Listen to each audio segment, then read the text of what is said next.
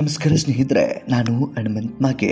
ದೃಶ್ಯವೊಂದನ್ನು ಗಮನಿಸ್ತಾ ಇದ್ದೀರಿ. ಈ ದೃಶ್ಯವನ್ನು ಗಮನಿಸಿದಂಥ ನಿಮ್ಗೆಲ್ರಿಗೂ ಕೂಡ ಏನಿದು, ಈ ವ್ಯಕ್ತಿ ಯಾರು ಅಂತೇಳಿ ನಿಮ್ಮಲ್ಲಿ ಒಂದು ಪ್ರಶ್ನೆ ಹುಟ್ಟುಕೊಳ್ಬಹುದು. ಈ ವ್ಯಕ್ತಿ ಬೇರೆ ಯಾರೂ ಕೂಡ ಅಲ್ಲ.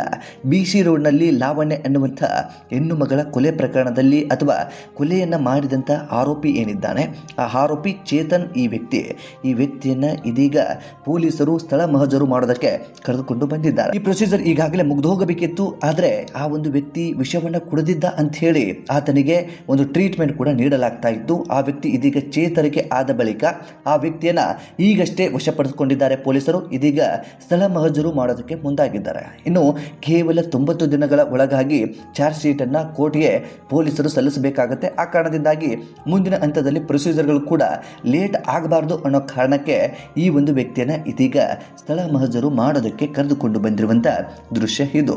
ಸ್ನೇಹಿತರೆ, ಈ ಹಂತಕನನ್ನ ನೋಡ್ಬಿಟ್ರೆ ಎಂಥವರಿಗೂ ಕೂಡ ಒಂದು ಕ್ಷಣ ರಕ್ತ ಕುದ್ದು ಹೋಗಿಬಿಡುತ್ತೆ. ಅಮಾಯಕ ಹೆಣ್ಣು ಮಗಳು, ಅದು ವೈಯಕ್ತಿಕವಾಗಿ ಏನೇ ಅಭಿಪ್ರಾಯಗಳು ಇಬ್ಬರ ನಡುವೆ ಇರಬಹುದಿತ್ತು, ಆದರೆ ಅದನ್ನು ಕೂತು ಬಗೆಹರಿಸ್ಕೊಳ್ಬೇಕಾಗಿತ್ತು. ಏಕಾಏಕಿಯಾಗಿ ಒಂದು ಹೆಣ್ಣು ಮಗಳನ್ನ, ಅದರಲ್ಲೂ ಕೂಡ ಹಾಡು ಹಗಲೇ ಬಸ್ ಸ್ಟಾಪಲ್ಲಿ ಬಂದು ಏಕಾಏಕಿಯಾಗಿ ಆಕೆಯನ್ನು ಕೊಲೆ ಮಾಡ್ತಾನೆ ಅಂತಂದರೆ ಈ ವ್ಯಕ್ತಿಯ ಮನಸ್ಥಿತಿ ಅದೆಷ್ಟು ಕ್ರೂರವಾಗಿ ಇರಬಹುದು, ಅಥವಾ ಆ ವ್ಯಕ್ತಿಯ ಮನಸ್ಸಲ್ಲಿ ಆ ಕ್ರೂರತೆ ಹೇಗಿರಬಹುದು ಅಂತ ಹೇಳಿ ಒಂದು ಕ್ಷಣ ಊಹೆ ಮಾಡ್ಕೊಳ್ಳಿ. ಇಂಥವರಿಗೆ ನಮ್ಮ ಕಾನೂನಿನಲ್ಲಿ ಗಲ್ಲು ಶಿಕ್ಷೆ ಪ್ರಕಟವಾದಂಥ ಸಂದರ್ಭದಲ್ಲಿ ಮಾತ್ರ ನಮ್ಮ ಸಮಾಜದಲ್ಲಿ ಒಂದಿಷ್ಟು ಇಂತಹ ಪ್ರಕರಣಗಳು ನಡೆಯೋದು ಕಡಿಮೆ ಆಗಬಹುದು. ಇಲ್ಲ ಅಂತಂದ್ರೆ ಇಂತಹ ಪ್ರಕರಣಗಳಲ್ಲಿ ಬಹುತೇಕ ಜನರು ಪಾಲ್ಗೊಳ್ತಾ ಇರ್ತಾರೆ. ಜೀವಕ್ಕೆ ಬೆಲೆ ಇಲ್ಲದಂತ ಹಾಗೆ ಬಿಡುತ್ತೆ ಅಂತ ಹೇಳಿ ಈ ಸಂದರ್ಭದಲ್ಲಿ ಪ್ರಶ್ನೆ ಹುಟ್ಟುಕೊಂಡು ಬಿಡುತ್ತೆ. ಅದೇನೇ ಇರಲಿ ಸ್ನೇಹಿತರೆ, ಈ ಒಂದು ವ್ಯಕ್ತಿಯ ಕುರಿತಾಗಿ, ಈ ಒಂದು ನರಹಂತಕನ ಕುರಿತಾಗಿ ನಿಮ್ಮ ಅನಿಸಿಕೆ ಏನು ಎಂಬುದನ್ನ ಕಾಮೆಂಟ್ ಬಾಕ್ಸ್ ಅಲ್ಲಿ ಮೆನ್ಷನ್ ಮಾಡಿ.